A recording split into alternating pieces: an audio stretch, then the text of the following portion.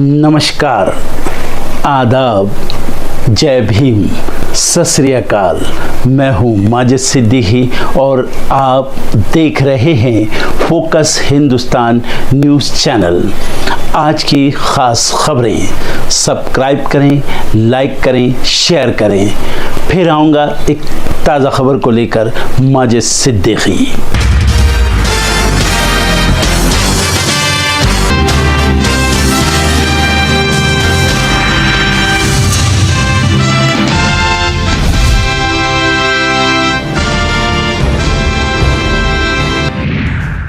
PM Modi आज करेंगे कर्तव्य भवन का उद्घाटन। गृह विदेश समेत कई बड़े मंत्रालय यहां होंगे शिफ्ट। संसद में आज भी एसआईआर को लेकर विपक्ष का प्रदर्शन। संसद में ये मुद्दा उठाने की तैयारी में इंडिया गठबंधन। सरकार चर्चा कराने को नहीं है तैयार। 66,000 करोड़ रुपए के रक्षा सौदे को मंजूरी। तीनों सेनाओं को मिलेंगे घातक हथियार। महाराष्ट्र में गरमाई सियासत। शिवसेना यूबीटी पार्टी प्रमुख उद्धव ठाकरे आज 2 दिवसीय दौरे पर दिल्ली आएंगे। जंतर मंतर पर पिछड़ा वर्ग आरक्षण का धरना। तेलंगाना सीएम आज समर्थन में धरने में शामिल होंगे। मानसून सत्र में गुजरात में समान नागरिक संहिता विधेयक लाने की तैयारी। कांग्रेस की नई रणनीति तैयार। मानहानि मामले में राहुल गांधी की अदालत में पेशी आज। केंद्रीय मंत्री शाह पर की थी अपमानजनक टिप्पणी।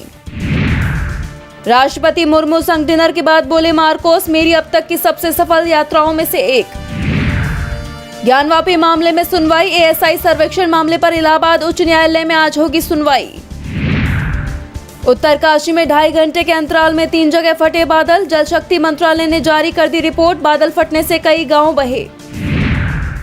इजराइल का होगा पूरा गजा। कब्जे के पक्ष में इजरायली सेना। बड़े सैन्य अधिकारियों से मिले नेतन्याहू। बांग्लादेश में अगले साल फरवरी में होंगे आम चुनाव। मोहम्मद यूनुस ने कर दिया ऐलान। रूस ने किया व्यापार भागीदार चुनने के भारत के अधिकार का समर्थन। कहा संप्रभु देशों को साझेदार चुनने का है अधिकार। अमेरिका के साथ द्विपक्षीय व्यापार समझौते पर ग्रहण। भारत के कड़े तेवर से और चिढ़ा यूएस। ट्रंप ने किया टैरिफ बढ़ाने का ऐलान। पाकिस्तान में इमरान खान की पार्टी को तगड़ा झटका। 9 सांसद अयोग्य घोषित। आरबीआई मॉनेटरी पॉलिसी के ऐलान से पहले शेयर बाजार के लिए नेगेटिव रुझान। यूएस एशियाई बाजारों में बिकवाली। ईडी के सवालों का संतोषजनक जवाब नहीं दे पाए अनिल अंबानी। 17,000 करोड़ के लोन में गड़बड़ी का है आरोप। ट्रंप टैरिफ के डर के बीच आरबीआई देगा रक्षाबंधन गिफ्ट। ईएमआई से लेकर होम लोन वालों के लिए हो सकता है बड़ा ऐलान। गंगा दामोदर के 3rd एसी कोच से सीट गायब। गंगा सतलज के 2nd एसी की छत से जलधारा। लैंडस्लाइड से हरिद्वार मोतीचूर रेल मार्ग बाधित। 4 शॉट टर्मिनेट, 1 शॉट ओरिजिनेट और 1 ट्रेन रद्द।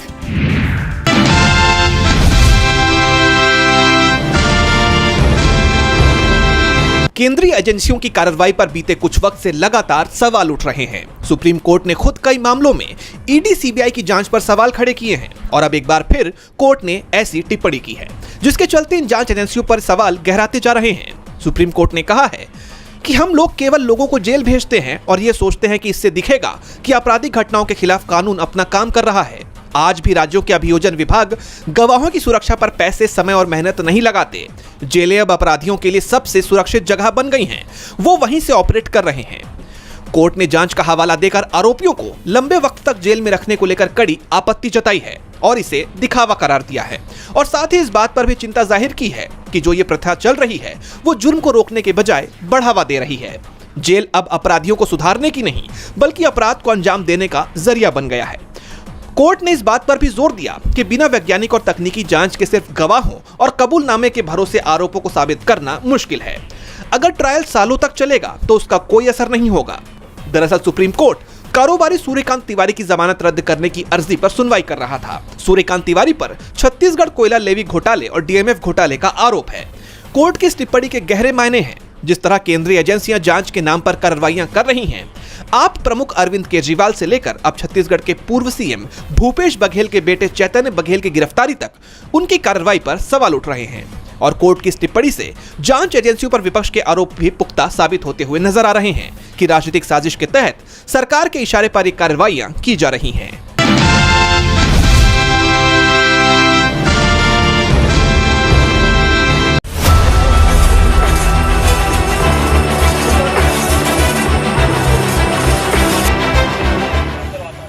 मैं यहीं पे हूँ भी और जाऊंगा यहाँ से, जब ट्रांसफार्मर लेके जाऊंगा मैं यहाँ से आज, और अपनी इनोवा में लाद के ले जाऊंगा मैं।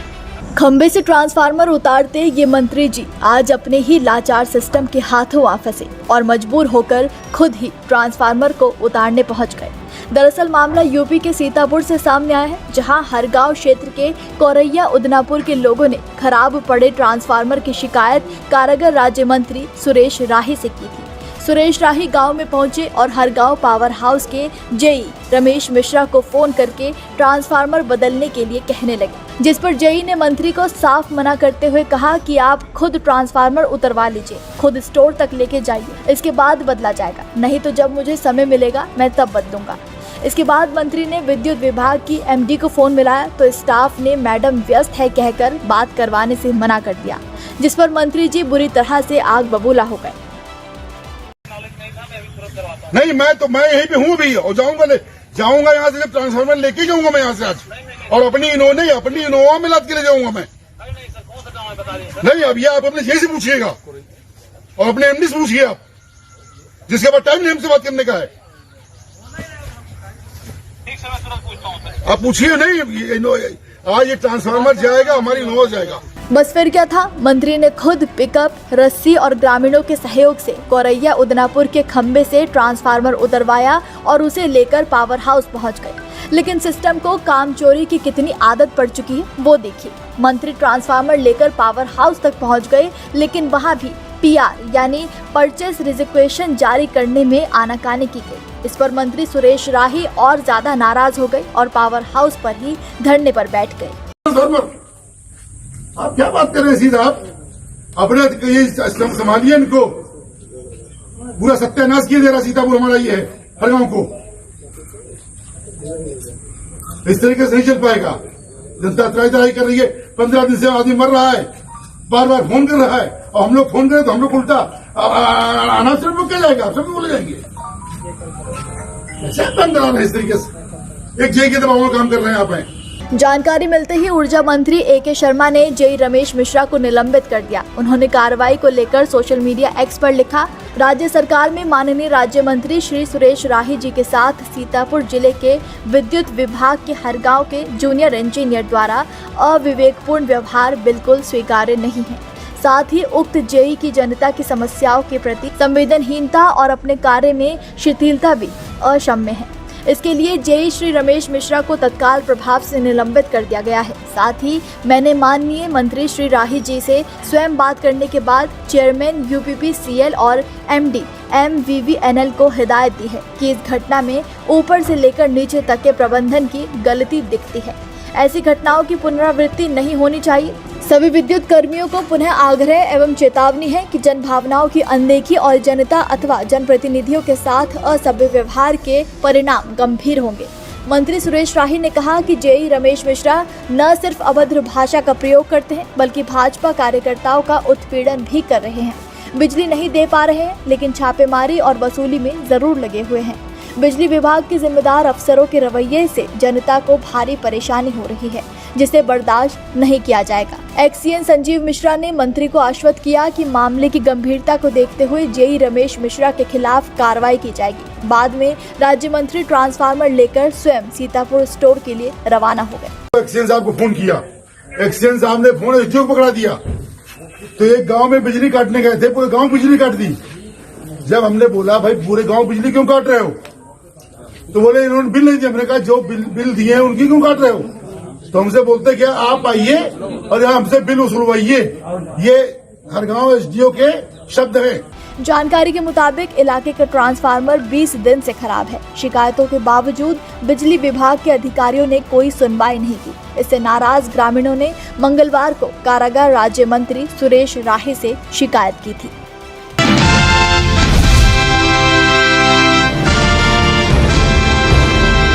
दिल्ली के लाल किले की सुरक्षा में तैनात सुरक्षाकर्मी एक डमी बम को डिटेक्ट करने में विफल रहे, जिसके बाद से सुरक्षा को लेकर बड़े सवाल खड़े हो रहे हैं। दिल्ली पुलिस के मुताबिक 15 अगस्त को स्वतंत्रता दिवस के कार्यक्रम की तैयारियों के तहत पुलिस का अभ्यास जारी है। लाल किला, जहां से हर स्वतंत्रता दिवस पर पीएम देश को संबोधित करते हैं, वहां सुरक्षा के क्या इंतजाम है, ये देखने के लिए एक स्पेशल टीम सादे कपड़ों में मॉक ड्रिल के लिए पहुंची। वो अपने साथ एक नकली बम लेकर लाल किले में दाखिल हुए। लाल किले की सुरक्षा में तैनात पुलिसकर्मी उस बम को डिटेक्ट नहीं कर पाए और स्पेशल टीम तैनात पुलिसकर्मियों को चकमा देने में कामयाब हो गई। इस घटना से ठीक 1 घंटे पहले 5 बांग्लादेशियों की संदिग्ध गतिविधियों ने भी पुलिस की टेंशन बढ़ाई थी। बांग्लादेशियों के पास से फर्जी दस्तावेज भी बरामद हुए थे। जांच में पता चला कि बांग्लादेशी अवैध रूप से भारत में घुसे हैं और दिल्ली के सरोजनी नगर इलाके में रह रहे हैं। सुरक्षा में लापरवाही बरतने के चलते 7 पुलिसकर्मियों को सस्पेंड कर दिया गया। डीसीपी राजा बाठिया ने मामले को गंभीरता से लेते हुए 7 पुलिसकर्मियों को सस्पेंशन लेटर थमाने के साथ ही दोबारा सुरक्षा व्यवस्था की समीक्षा की जांच करने के आदेश दिए हैं। आदेश के आधार पर जांच अब दोबारा होगी।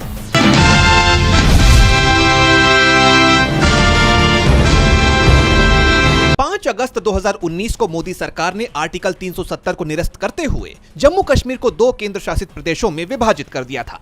मोदी सरकार के इस फैसले का काफी विरोध भी हुआ था और अब फैसले को 6 साल पूरे होने पर विपक्ष ने मोदी सरकार के खिलाफ मोर्चा खोल दिया है। 5 अगस्त 2025 को जम्मू कश्मीर में जमकर विरोध प्रदर्शन देखने को मिला। इस बीच पूर्व सीएम महबूबा मुफ्ती की बेटी इल्तिजा मुफ्ती ने मोदी सरकार पर गंभीर आरोप लगाए हैं। उन्होंने कहा कि अनुच्छेद 370 के हटाए जाने के 6 साल बाद हमें विरोध प्रदर्शन की भी इजाजत नहीं दी जा रही है। 6 साल पहले गैर कानूनी तरीके से हमसे संविधान, झंडा और बोलने का अधिकार तक छीन लिया गया। यहाँ कोई बड़ा बदलाव नहीं आया है। कुछ नहीं बदला। हम सब जानते हैं 1 हफ्ते से यहाँ कितने रूमर्स चल रहे हैं कि शायद जम्मू को अब अलग किया जाएगा, साउथ कश्मीर से जुड़ा के उनको स्टेटहुड दिया जाएगा। लेकिन आप देखिए जम्मू कश्मीर के लोगों को आज भी कोई हकूक नहीं दे रहे, कोई भी यहाँ फंडामेंटल राइट्स नहीं है। यहाँ पे ये दावा किया गया 2019 के बाद कि इंडियन कॉन्स्टिट्यूशन यहाँ लागू होती है। मुझे बताइए गांधी जी की ये इंडियन कॉन्स्टिट्यूशन, अम्बेडकर साहब की ये इंडियन कॉन्स्टिट्यूशन का कौन सा यहाँ लॉ अप्लाई किया जा रहा है, इम्प्लीमेंट किया जा रहा है? Our fundamental right to speak, our fundamental right to peacefully protest, we are all being stripped off that. हमसे हमारा स्पेशल स्टेटस ही नहीं छीना गया। जम्मू कश्मीर के लोगों से उनका झंडा, कानून और आईन नहीं छीना गया, उनसे उनकी आवाज छीनने की कोशिश की जा रही है एंड ये हमें कभी भी मंजूर नहीं है। इल्तिजा मुफ्ती ने आगे कहा कि सीआरपीएफ की एक बड़ी सी गाड़ी खड़ी हुई है और हमें आगे बढ़ने से रोका जा रहा है। ये सब लोकतांत्रिक अधिकारों का सीधा उल्लंघन है। हम शांतिपूर्ण तरीके से अपनी बात रखने की कोशिश कर रहे हैं, लेकिन हम पर लगातार दबाव बनाया जा रहा है। उन्होंने सरकार से सवाल भी पूछे कि सरकार को किसने ये आदेश दिया कि वो हमसे हमारे अधिकार छीने। आप देख रहे हैं हमें यहाँ कैसे रोका गया है, फिर भी वील ट्राई। महबूबा जी यहाँ हैं, लेकिन आप देख रहे हैं यहाँ पे क्या सूरत हाल है। इसलिए जो भी जर्नलिस्ट, जो भी लोग हमसे बाकी मुल्क में पूछते हैं कि जम्मू कश्मीर में बहुत बदलाव आया है, तो आप हमें बताइए ये बदलाव आया है कि आप जानवर की तरह हमें यहाँ कैद में रखें। हम क्या करना चाहते हैं? हम ये प्रिंट आउट्स लेके प्रोटेस्ट करना चाहते हैं, एक पीसफुल मार्च करना चाहते हैं, वो तक आप हमें नहीं करने देते। और फिर आप देखिए आप कितना झूठ बोलते हैं कि जम्मू कश्मीर में अब इंडियन कॉन्स्टिट्यूशन लागू होती है। ये कौन सा कानून है, ये कौन सा हक है जो आपको ये देता है हक कि आप हमसे हमारे बेसिक फंडामेंटल राइट्स छीने? बता दें कि आर्टिकल 370 को लेकर लंबे वक्त से सियासी घमासान चल रहा है। जहां एक तरफ बीजेपी इसे अपनी ऐतिहासिक जीत मानती है, तो वहीं विपक्ष और जम्मू कश्मीर के लोग इसे सरकार का मनमाना रवैया करार देते हैं। हालांकि इस मुद्दे पर अब सुप्रीम कोर्ट भी सुनवाई के लिए तैयार हो गया है। 8 अगस्त को इस मामले में सुनवाई होनी है, जिस पर सबकी निगाहें टिकी हुई हैं।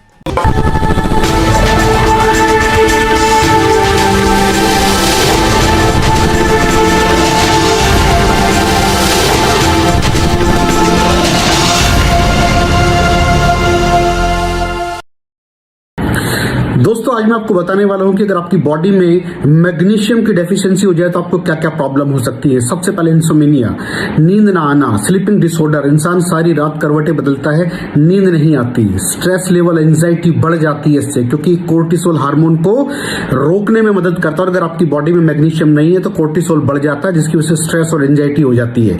मूड स्विंग्स, इंसान को पता नहीं चलता उसके मूड स्विंग्स होते हैं, थोड़ी थोड़ी देर में गुस्सा आना, थोड़ी थोड़ी देर में चिड़चिड़ापन होना, क्योंकि ये सेरोटोनिन हार्मोन को बढ़ने में मदद करता है। अगर आपकी बॉडी में less magnesium is equal to less serotonin, और सेरोटोनिन हैप्पीनेस का हार्मोन है। अलावा इसके ये फटीग को भी कम करता था। अगर आपकी बॉडी में मिनरल डेफिशिएट है, अगर आपकी बॉडी में मैग्नीशियम नहीं है तो आपको थकावट बहुत जल्दी फील होगी, जरा सा काम करते ही आपकी बॉडी थक जाएगी। पुअर डाइजेस्टिव सिस्टम, ये डाइजेस्टिव सिस्टम को भी मैनेज करने में बड़ा शानदार रोल प्ले करता है, और अगर इसकी डेफिशिएंसी है तो कॉन्स्टिपेशन, डायरिया जैसी प्रॉब्लम हो जाती है। माइग्रेन, बहुत खतरनाक प्रॉब्लम है माइग्रेन। अगर डेफिशिएट है आपकी बॉडी मैग्नीशियम से तो आपको माइग्रेन की प्रॉब्लम भी हो सकती है। ब्लड प्रेशर, अगर आपकी बॉडी में मैग्नीशियम कम है तो आपको ब्लड प्रेशर की प्रॉब्लम हो सकती है। इरेगुलर हार्ट बीट, ये हार्ट बीट का बढ़ जाना, कम हो जाना, बढ़ जाना, कम हो जाना, मैग्नीशियम डेफिशिएट होने की निशानी है। ऑस्टियोपोरोसिस, बोन हेल्थ वीक हो जाती है क्योंकि आपकी बॉडी का 60% जो मैग्नीशियम है वो आपकी बोन्स के अंदर होता है। अगर आप बाहर से मैग्नीशियम नहीं ले रहे हैं तो आपकी बॉडी जो है वो हड्डियों में से लेना शुरू कर देती है, जिसकी वजह से ऑस्टियोपोरोसिस की प्रॉब्लम भी हो सकती है। आपकी हड्डियां कमजोर हो जाती हैं। और मसल क्रैम्पिंग, मसल क्रैम्प, नस पे नस का चढ़ जाना, मसल्स पे अकड़ जाना, बिल्कुल चलना मुश्किल हो जाता है। तो मसल क्रैम्पिंग भी तभी होती है जब आपकी बॉडी में मैग्नीशियम की डेफिशिएंसी हो। और दोस्त, हमारे यहाँ 90% से ज्यादा लोग मैग्नीशियम डेफिशिएंसी के शिकार हैं। कहां से मिलेगा मैग्नीशियम, कितनी मात्रा में लें, किस क्वालिटी का लें? तो उसका जवाब है वेस्टीज प्राइम CMD। इसके अंदर आपको भरपूर मात्रा में मैग्नीशियम मिलेगा, आपकी सारी प्रॉब्लम सॉल्व हो जाएगी। Thank you so much. दर्शकों, देख लिया आपने हमारे वीडियो को। हमें खुशी होगी कि आपने हमारे न्यूज़ को लाइक किया और दूसरों को शेयर किया। अगर अभी तक हमारे चैनल फोकस हिंदुस्तान को सब्सक्राइब नहीं किया है तो तुरंत सब्सक्राइब करें, कमेंट करें और बेल आइकॉन को प्रेस करें। हम हाजिर हैं खबर के लिए।